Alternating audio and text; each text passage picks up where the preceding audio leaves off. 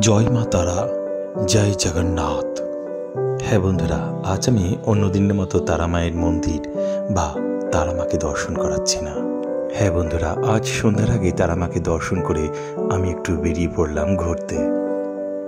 আমাদের তারাপীঠ সংলগ্ন ছোট্ট শহর রামপুরহাট খুব কাছে অবস্থিত। সেখানে একটা মেলা বসেছে। শ্রী শ্রী জগন্নাথ দেবের রথযাত্রা উপলক্ষে রামপুরহাট পৌরসভা একটি মেলার আয়োজন করেছে।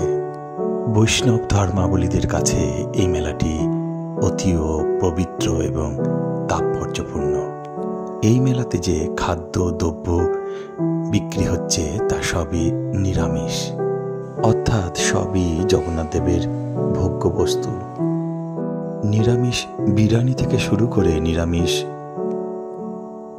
নিরামিষ পনির রোল, নিরামিষ মশলা মুড়ি, নিরামিষ চপ, আরও নানা ধরনের খাদ্যদ্রব্য।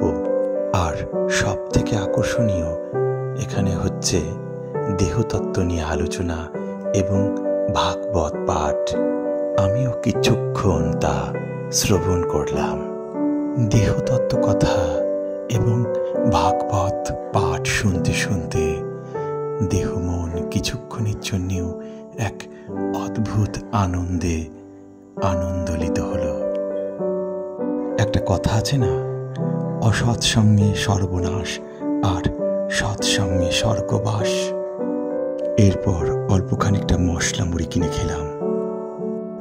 না বন্ধুরা, তারপর আর বেশিক্ষণ দাঁড়ায়নি।